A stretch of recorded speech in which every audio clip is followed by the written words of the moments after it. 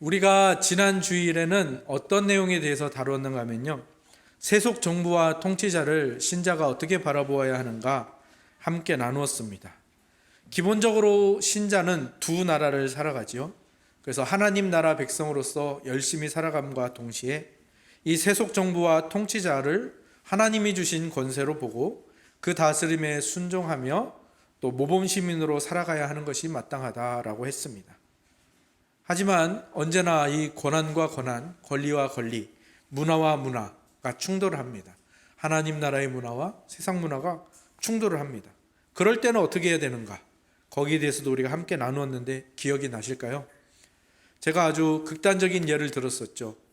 낙태, 불륜, 동성애 이런 것들을 예로 들었었는데, 하나님 나라와 교회는 이 세 가지를 분명한 죄로 이야기하는데, 이 세상 문화는 어떻습니까?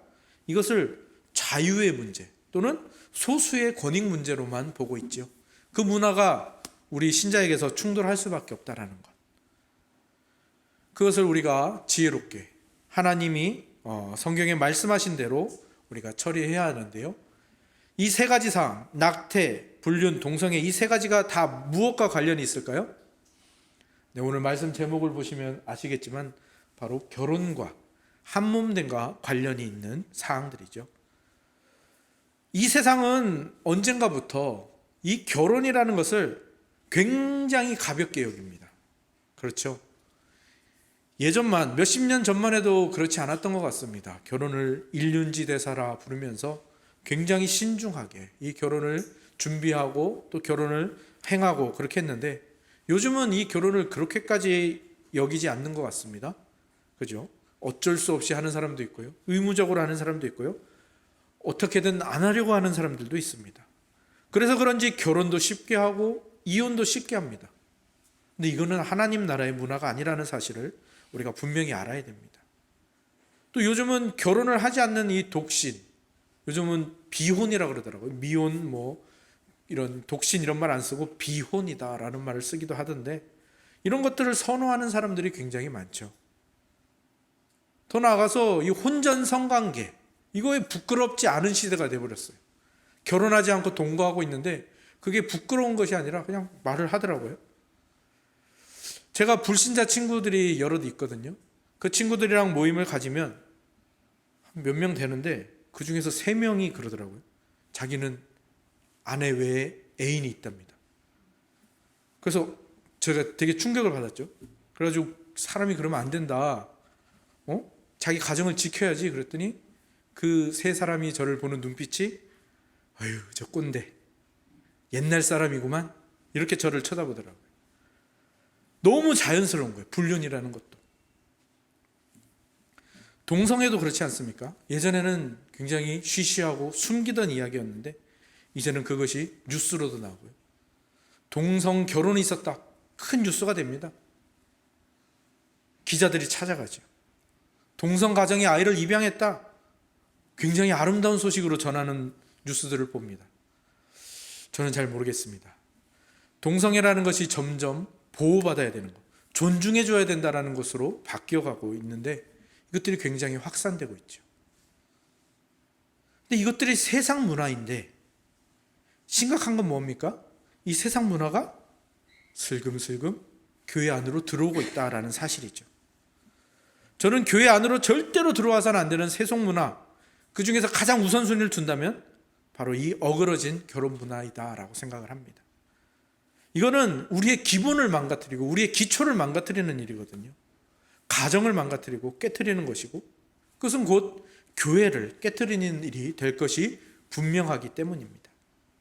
이 모든 일은 하나님께서 인류에게 허락하신 정말 최고의 축복인 이 결혼을 굉장히 가볍게 생각하는 데서, 그리고 자기 마음대로 하는 것으로 생각하는 데서부터 시작이 된 것입니다.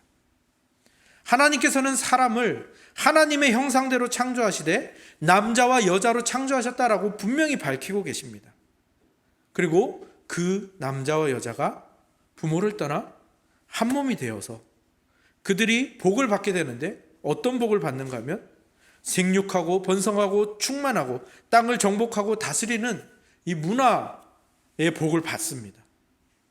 그리고 이것은 복임과 동시에 책임이고 또 하나님의 명령이죠. 근데 이 문화 명령의 가장 기본이 되는 게 무엇입니까? 남자와 여자가 한 몸이 되는 결혼입니다. 그러니까 하나님이 복을 주시는 가장 기본적인 통로가 바로 이 결혼이라는 것이죠. 남성과 여성, 남자와 여자는 이 결혼이라는 것을 통해서 두 인격체가 하나가 되는 복을 누리고 서로에게서 하나님의 형상을 발견하고 서로가 서로를 돕고 서로가 서로를 채워주고 서로가 서로를 보듬으며 살아가는 복 중의 복을 누리도록 하나님이 이 제도를 마련하셨죠. 성경에는 이 결혼이 복이라는 것을 굉장히 많이 강조합니다. 하나님은 인류를 창조하셨을 뿐만 아니라 우리가 예전에도 배웠듯이 하나님이 창조하시고 그냥 내버려 두신 것이 아니라 뭘 하시죠? 섭리를 하십니다. 섭리라는 것은 보존하고 다스리신다라는 말인데 이 섭리의 방식 중에 하나가 바로 이 하나님이 기뻐하시는 결혼입니다. 합법적인 결혼. 왜? 결혼을 통해서 인류가 보호를 받습니다. 그리고 결혼을 통해서 인류가 번성하게 됩니다. 그렇게 후손이 이렇게 늘어나게 되죠. 그래서 하나님이 그 인류를 보이는 손으로, 인류가 번성하는 것을 보이는 손으로 사용하셔서 하나님의 뜻들을 세계 곳곳에서 이루고 계시거든요. 보이지 않는 하나님의 뜻을 보이는 손으로 만들어 하나님이 일하신다? 마치 무엇 같습니까? 성례 같죠, 성례.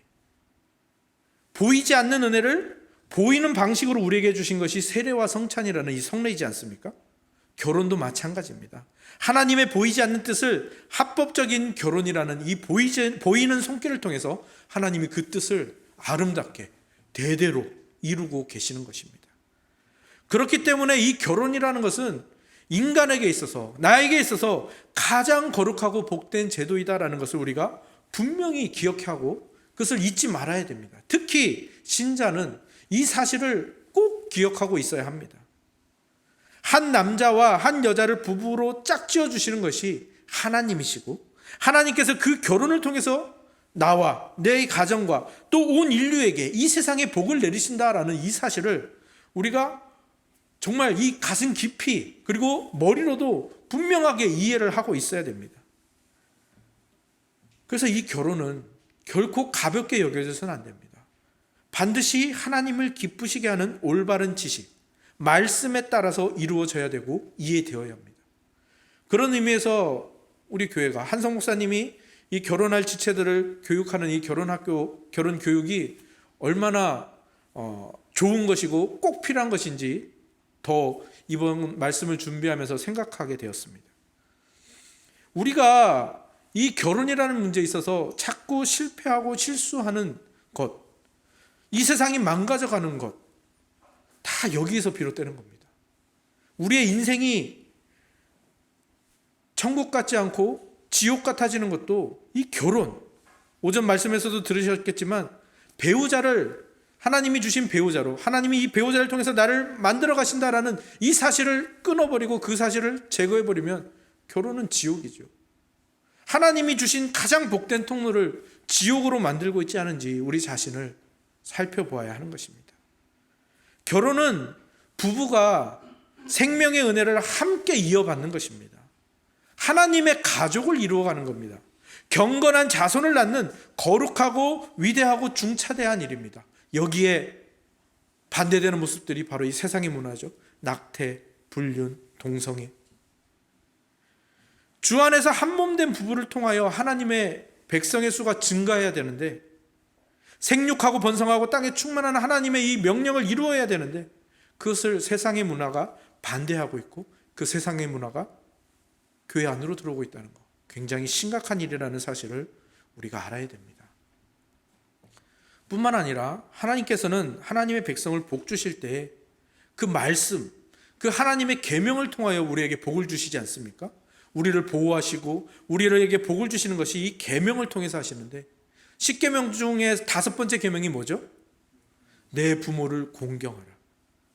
이 하나님의 계명이 우리에게 복 주시는 통로인데 그 계명의 전제가 되고 선행이 되는 게 뭡니까?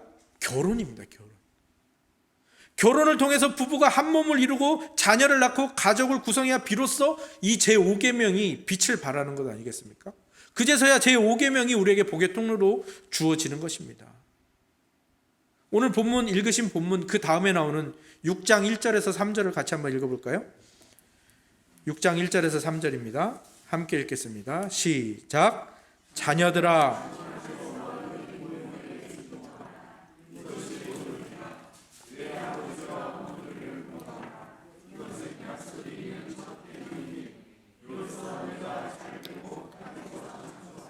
아멘. 약속이 있는 첫 계명, 제5계명을 약속이 있는 첫 계명이라고 말씀하셨어요. 근데 이 계명이 무엇을 통해서 우리에게 주어진다고요? 결혼. 이 계명의 전제와 기초가 되는 것, 우리에게 약속을 주셨는데 그 약속의 전제와 기초가 되는 것이 이 결혼이다라는, 우리가 분명히 알아야 됩니다. 결혼 제도는 하나님이 우리에게 복을 주시기 위한 통로입니다. 남자나 여자 한쪽의 희생을 일방적으로 강요하는, 요구하는 그런 제도가 아니죠. 그래서 성경은 분명히 말합니다. 부부는 서로 한 몸이기 때문에 자기의 몸을 자기의 것이라 주장하지 못하고 서로 사랑하기를 자신을 사랑한 같이 하고 서로 순종하고 서로 공경하고 서로 의무를 다하여 하나님이 말씀하시는 것처럼 서로 돕는 배필이 되어야 하는 것이죠. 그렇게 부부가 바로 세워진 가운데, 그러한 부부의 사랑 가운데서 자녀가 태어나고 그 자녀가 하나님의 복을 받아 누리고 그가 하나님의 자손이 되고 그 하나님의 자손이 대대로 증가하면서 이것이 하나님의 계명을 이루는 일이 되고 자신과 천하 만민이 복을 받는 통로가 되는 것입니다. 그러니까 하나님이 이 결혼을 얼마나 소중하게 생각하시겠습니까? 그리고 하나님께서 여러분에게 주신 배우자, 여러분 옆에 계신 그 배우자가 얼마나 큰 하나님의 축복의 증거인지를 우리가 늘 기억하고 있어야 됩니다. 거기에서 바로 천국이 시작이 되는 것이죠. 하나님께서 친히 제정하신 이 결혼이라는 제도, 이 안에 하나님께서 얼마나 놀라운 복과 신비한 것을 꽉꽉 눌러 놓으셨는지, 그것을 우리 신자들이 먼저 알고 누리고 살아내는 것, 그것이 중요합니다. 그래야 세속 문화에 어그러진 이 결혼 문화들이 교회 안으로 들어오지 못하게 되는 것이죠. 오늘 본문을 다시 한번 보시기 바랍니다. 오늘 본문은 그런 결혼 제도, 아내와 남편에 대한 이야기들이 쭉 나오고 있습니다. 아내가 남편에게, 또 남편이 아내에게 어떻게 해야 되는지를 권면하고 말하고 있죠. 그런데 자꾸 중간중간에 보면 무슨 얘기들이 자꾸 나옵니까? 교회라는 이야기가 계속 나오고 있습니다. 그러다가 32절을 보시면 드디어 이 비밀이 크도다. 나는 그리스도와 교회에 대해서 말하노라. 아내와 남편, 결혼에 대한 것이 아니라 오히려 그리스도와 교회에 대해서 말하고 있다고 선포하고 있는데요. 우리는 이 부분을 주목해서 보아야 합니다. 왜 세속 정부와 통치자를 말하면서 결혼 제도에 대한 이야기를 하고 또 따로 이 결혼이라는 제도를 따로 이 웨스트민스터 신앙고백서가 말한 다음에 그 다음에 바로 이 교회라는 파트가 나오는가? 우리가 이 부분을 이어서 생각할 필요가 있습니다. 결혼을 가볍게 여기고 어그러진 결혼과 가정의 모습들이 세속 문화에 이렇게 자꾸 적응이 되고 이렇게 정복이 되기 시작하면 결국은 교회가 흔들린다는 것을 말해주고 있는 거죠. 결혼을 가볍게 여기고 어그러진 결혼, 그런 어그러진 가정의 모습이 많아지고 이혼을 쉽게 하는 이 세상의 문화와 풍조가 위험한 것은 그저 도덕적인 문제 때문에, 윤리적인 문제 때문에, 아니 그 사람들이 불행한 인생을 살기 때문에 그런 것들만이 아니라는 것입니다. 이러한 풍조가 만연해지고 이 분위기가 사회 전반적인 분위기가 되고 그것이 자연스럽게 교회 안에 들어와서 마치 원래 있었던 것인 양 그 자리를 차지하게 되면 결국 그리스도와 교회의 이 연합, 신자와 그리스도의 연합, 교회라는 이 공동체도 점점 가볍게 여겨지고 쉽게 끊어버리는 것이 되어버릴 수 있기 때문이죠. 근데 이것이 남의 얘기가 아니죠. 어느덧 우리 안에 들어와 있지 않습니까? 많은 신자들이 자신과 교회를 동일시하지 않습니다. 내가 교회다라는 생각을 하지 않고 나는 교회에 다니는 사람이다라고 생각을 하죠. 내가 그리스도의 몸이다라는 생각을 하지 않고 저 사람은 그리스도의 몸인데 나는 그냥 가서 예배드리는 사람이다. 자신이 그리스도의 몸이라는 사실을 굉장히 무시하고 살아가는 것을 볼 수가 있습니다. 교회를 자기 자신처럼 소중하게 여기지 않습니다. 교회는 그냥 내 삶을 다 누리고 나서 그냥 주말에 누리는 어떤 하나의 부차적인 것으로, 우선순위가 아니라 후순위로 그렇게 살아가는 신자들이 굉장히 많죠. 이게 하루아침에 이루어진 일일까요? 아니죠. 결혼이 가치를 잃어가는 것과 그 궤를 같이 하고 있고요. 이것은 둘이 깊은 관계가 있는 것입니다. 그리스도의 몸인 교회는 우리가 결코 가볍게 여길 수 있는 것이 아니지요. 교회는 어떤 곳입니까? 하나님께 부르심을 받은 자들의 모임이고, 하나님께서는 창세전에 그리스도 안에서 정하사 택하신 자들을 부르셔서 교회를 이루게 하십니다. 그리고 그리스도는 이 교회를 위해서 흠없는 자신의 몸을 제물로 삼아서 단번에 영원한 제사를 드리시고, 그렇게 신자들을 지옥에서 꺼내어 자기의 몸으로 삼으셔서 이 땅에서 천국을 누리도록 하시는 것이죠. 부부의 결혼은 한 남자와 한 여자가 한 몸이 되는 것이죠. 이것만으로도 굉장한 복의 근원이 되고 복의 통로가 되고 우리에게 복 주시는 하나님의 크신 은혜가 되는데, 교회는 그거보다 범위가 훨씬 큽니다. 교회는 그리스도와 우리가 한 몸이 되는 것이죠. 예수님이 우리를 사랑하셔서 우리를 위하여 자신의 몸을 주시고 죽으시고 부활하셔서 세우신 것이 교회이고요. 이 예수 그리스도의 부활하신 몸이 교회이고 우리인 건데, 이 신비를 우리가 깊이 이해해야 합니다. 우리가 교회를 떠나서 살 수 없다라는 사실, 교회에 대해서 알면 알수록 우리는 교회를 떠나서 살 수 없다는 사실을 기억하게 됩니다. 알게 되는 것이죠. 그리고 우리의 인생이, 우리의 삶이 교회 중심으로 이루어질 수밖에 없음을 깨닫게 됩니다. 교회와 결혼, 교회와 결혼이 왜 관련이 있고 우리에게 어떤 의미가 있는가, 우리는 계속해서 묵상하고 연구해야 합니다. 교회가 그리스도의 몸이라는 이 단어가, 이 문장이 가지는 그 큰 의미, 그리스도가 어떤 분이시죠? 만물 안에서 만물을 충만하게 하시는 분입니다. 근데 그 충만함이 우리에게 주어지는 통로가 어디입니까? 이 교회입니다. 예수 그리스도가 머리가 되셔서 그 충만함이 몸인 우리에게 흘러내려오고, 그것이 우리 안에서만 머물지 않고 우리를 통해서 은혜와 진리라는 모습으로 모든 민족과 모든 열방에 퍼지고 흘러가는 겁니다. 이 일을 통해서 또 예배자가 세워지고 또 교회가 세워지고, 무슨 말입니까? 다른 말로 하면 나를 통해서, 우리 교회를 통해서 여기에 또 천국이 세워지고 여기에 또 천국이 세워지는 거예요. 지옥 같은 이 세상에서 결혼을 통해서 일어났던 일들이 더 큰 범위로, 더 큰 규모로 교회를 통하여 일어나고 있는 겁니다. 아까도 말씀드렸죠. 결혼이라는 것이 한 남자와 한 여자의 이러한 규모라면 교회는 그보다 더 큰 규모라고 했습니다. 어떤 규모입니까? 이스라엘과 이방인이 하나가 되고요, 혈통과 혈통이, 인종과 인종, 나라와 나라, 외인과 나그네가, 부유한 자와 가난한 자가, 높은 자와 낮은 자가 하나가 됩니다. 어떤 조건이든지 어떤 다름이든지 상관없이 교회를 통해서 한 몸이 되고 하나님의 자녀가 되고, 그것이 퍼져나가서 또 다른 하나님의 자녀, 또 다른 천국들을 만들어내는 것, 그것이 바로 교회이고, 이것이 예수 그리스도께서 교회에게 주신 충만함이라는 겁니다. 이 충만함이 나를 통해서 늘 흘러가고 있는가 점검해 보아야 합니다. 하나님이 나를 통해서 누군가를 부르시고 누군가를 이 천국으로 인도하시는데 그것이 나에게서 혹시 끊어져 있지 않은가 늘 살펴보아야 합니다. 우리에게서 흘러나가는 전도, 또 우리가 선교에도 힘쓰고 있지 않습니까? 이 일들이 다 이것과 연결되어 있는 것입니다. 그리스도의 충만함이 우리 교회를 통해, 나를 통해 흘러가고 있다는 것이죠. 그러니까 우리가 분명히 기억해야 되는 것은 교회라는 것을 결코 가볍게 여길 수 없다는 것입니다. 교회는 우리의 인생에 있어서 가장 무거운 것이어야 합니다. 그런데 우리는 교회를 자꾸 후순위로 두고 자꾸 가볍게 여기기 시작하죠. 그것이 얼마나 하나님을 그리고 예수 그리스도를 가볍게 여기고 멸시하는 것인지 우리가 기억해야 할 것입니다.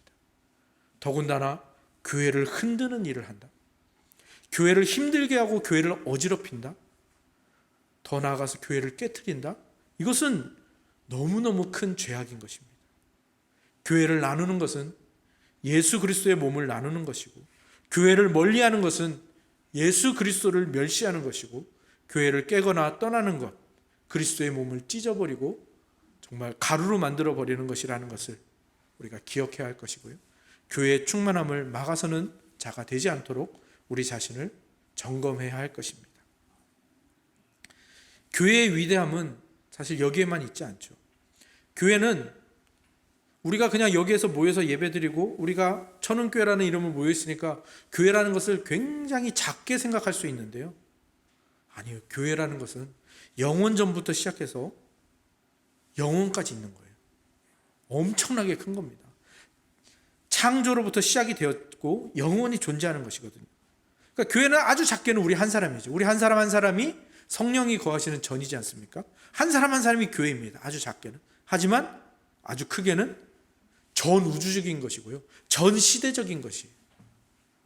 이것을 교회의 보편성이라고 부르는데, 교회의 보편성 하니까 그냥 교회가 그렇구나라고 생각하지만 그 보편성이라는 말을 씹고 더 씹어보면 이 교회가 가지는 위대함이 우리 안에서 이렇게 고백되어지는 거죠. 또 우리가 교회에 대해서 신학적으로 막 접근하자면 가시적 교회, 비가시적 교회, 그러니까 보이는 교회와 보이지 않는 교회, 이거를 얘기하는데 그게 나랑 무슨 상관이 있어? 그런데 보이는 교회를 우리가 보통 생각하는 이 교회라 생각을 한다면, 보이지 않는 교회는 아까도 말씀드렸지만 창조부터 영원까지 모든 택함을 받은 신자들의 총합이거든요. 그러니까 우리가 얼마나 큰 교회에 속해 있는지, 그러니까 대형교회, 소형교회, 개척교회가 따로 있는 것이 아니라 우리가 하나의 교회의 총합으로서 예수 그리스도의 몸으로서 존재하고 있다는 것. 그리고 이 보이지 않는 교회는 어떻습니까?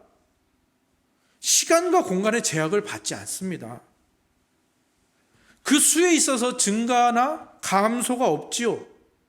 그리고 그 교회에 속한 자들은 모두 주님이 아시는 자들이고 주님이 택하신 자들이죠. 그 사실을 한번 여러분 안에서 곱씹어 보시기 바랍니다. 그게 나랑 무슨 상관이야? 가 아니라 내가 그런 존재라고?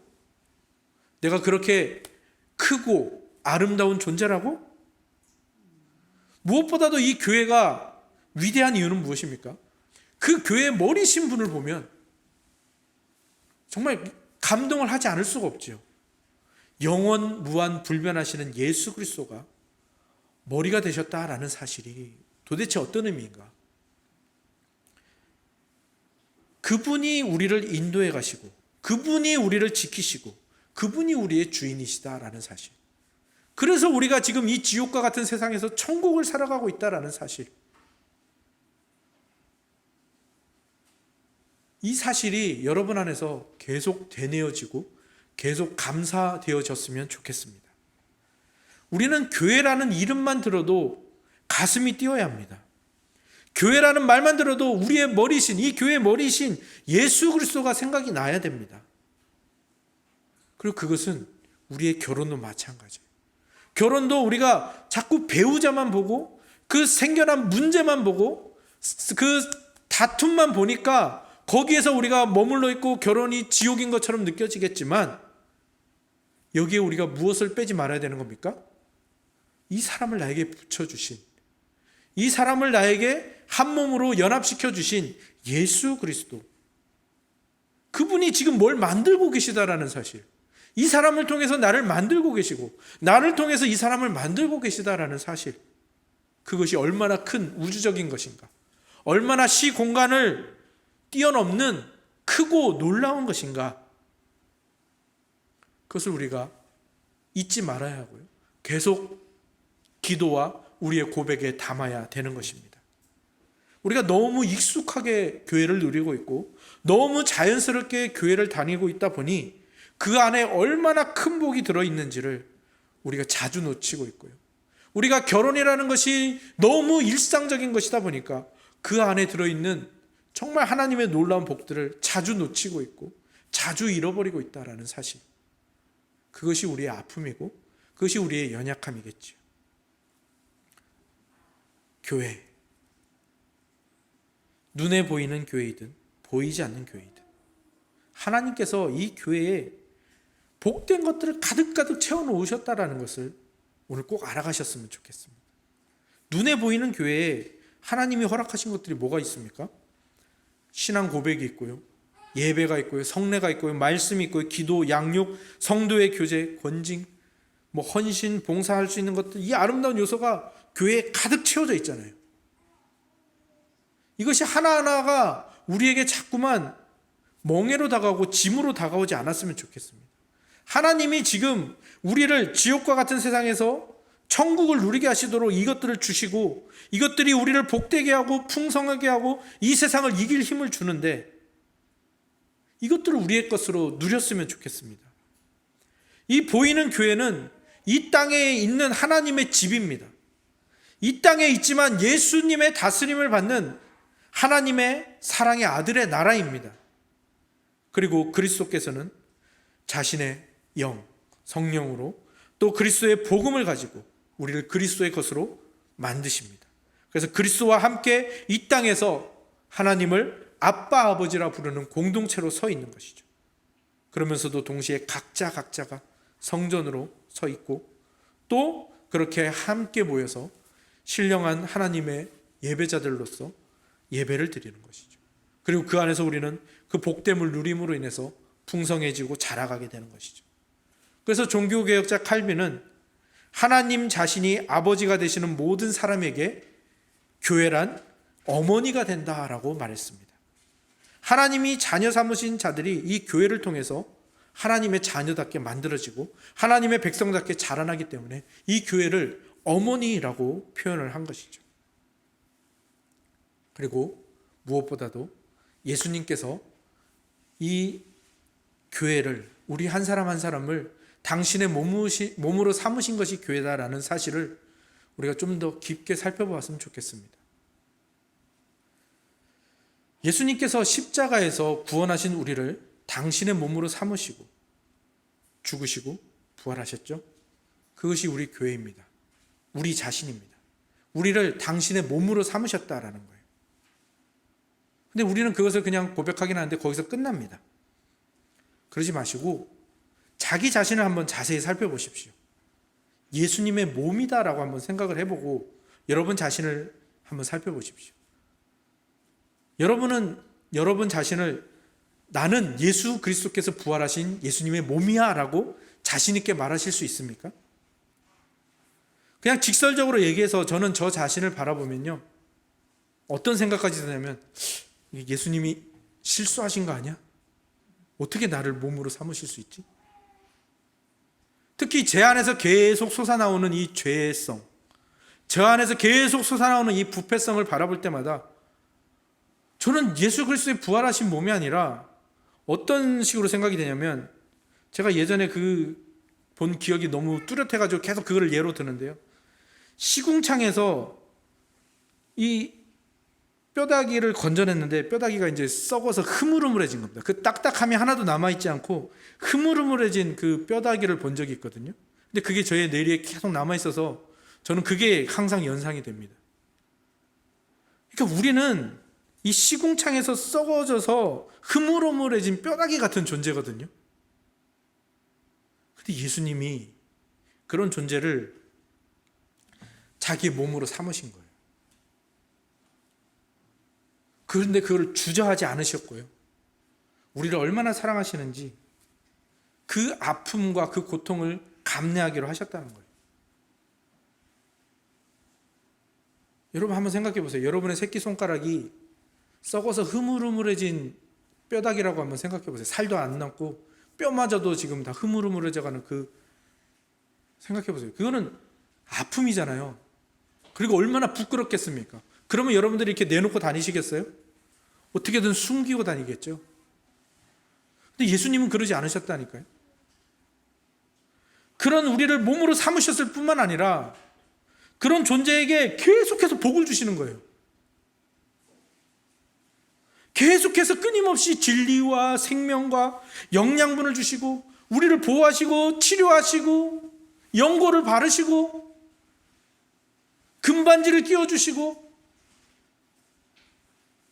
여기에 우리의 희망이 있다는 것입니다.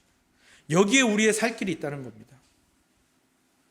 결혼과 교회를 계속해서 연관지으니까 결혼으로 따지자면 정말 이 세상 모든 어떤 나라보다 강한 나라의 왕이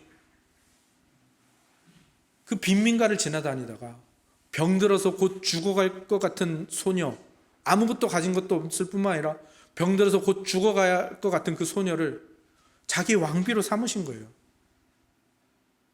그래서 그 왕비가 정말 그 소녀가 왕비답게 살 수 있도록 치료하고 그를 위한 교육, 양식, 옷, 다 모든 교육 다 제공하고 계시는 거예요. 그것들이 뭡니까? 교회 안에 있는 아까도 말씀드린 신앙 고백과 예배와 성례와 말씀, 기도, 양육, 교제, 권징, 봉사, 헌신. 이 교회, 우리가 이 교회 안에서 그런 지금 복들을 누리고 있다라는 것입니다. 그런 예수 그리스도의 신부다워지는, 예수 그리스도의 왕비다워지는 그 일들을 해나가고 있다는 겁니다. 지금 우리는 이 교회 안에서 그렇게 새로운 존재가 되어가고 있다는 것입니다. 지옥과 같은 이 세상에서 우리를 건지셔서 지금 천국을 살아가게 하시는 거죠. 썩어서 냄새나고 흐물흐물해진 아무런 소망 없는 뼈다귀 같은 우리가 예수 그리스도의 부활의 몸답게 만들어져 가고 있다는 사실입니다. 그래서 누굴 통해서 하신다고요? 여러분의 배우자를 통해서. 누굴 통해서 하신다고요? 교회를 통해서. 왜 칼빈이 교회를 어머니라고 했는지, 그리고 왜 하나님께서 이 결혼과 교회를 계속해서 연관시켜서 말씀해 주시는지. 하나님의 자녀는 어머니 품 안에서 자라나듯이 교회의 품 안에서 우리가 새로운 존재로 변하고, 하나님께서 창조하신 두 존재가, 한 남자와 한 여자가 결혼을 통하여 가정을 이루고 하나님의 복된 통로가 된다라는 사실. 그래서 천은교회는 이런 것들을 가르치고 선포하는 일을 쉬지 않습니다. 신앙 고백, 예배, 말씀, 성경 공부, 성찬과 세례, 구역 모임, 수요 기도회, 새벽 기도회, 선교의 달, 구제, 봉사, 헌신, 우리가 하는 모든 것들, 이것들을 통해서 하나님이 지금 이 교회에 부으신 그 복들을 누려가려고 하는 것이고요. 우리는 그 모든 것들을 통해서 하나님의 자녀답게, 예수 그리스도의 몸답게 지금 되어져 가고 있는 것이죠. 천은교회는 영원하고 우주적인 보이지 않는 교회, 그리고 아름답고 복된 보이는 교회로서 예수 그리스도를 머리와 주인과 생명과 남편으로 삼고 있는 교회입니다. 그리고 예수 그리스도께서는 우리 천은교회를 그렇게 사랑으로 다스리고 기르시고 또 기다리고 계십니다.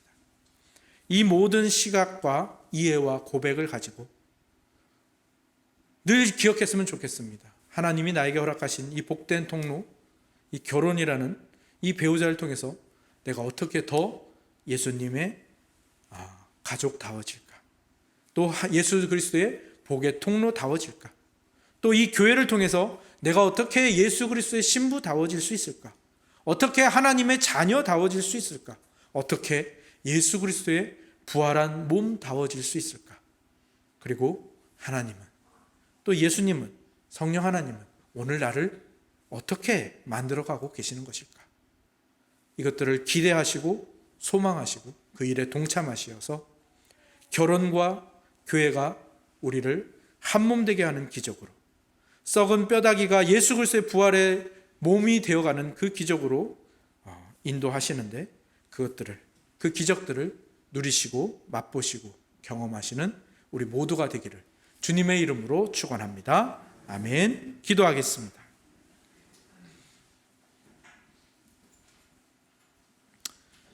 하나님, 감사합니다. 우리에게 주신 것들이 얼마나 복된 것인지 자주 잊어버리고 자주 잃어버리고 자주 무시하고 살아가는 우리의 어리석음을 용서하여 주시옵소서. 주님께서 우리에게 주신 이 결혼, 또 우리에게 주신 배우자, 또 우리에게 주신 가정, 그리고 우리에게 주신 이 교회, 이것들이 얼마나 소중하고 그 안에 얼마나 크고 놀라운 복들이 담겨 있는지 오늘 말씀과 웨스트민스터 신앙 고백서를 통하여 우리가 다시 한번 고백하고 또 함께 나누었으니 이제 이것들이 우리 안에서 더 되새겨지게 하여 주시고 더 잘게 씹어지게 하여 주시고, 그래서 그것들이 우리의 피와 살이 되게 하여 주시며 우리의 현실과 우리의 모습과 우리의 생활이 되게 하여 주시옵소서. 하나님이 주신 복들을 아름답게 누리는 우리 천흥 공동체와 각 가정과 지체들이 되기를 원하오니 주여 오늘도 함께 하시고 복 내려 주시옵소서. 예수 그리스도의 이름으로 기도합니다. 아멘.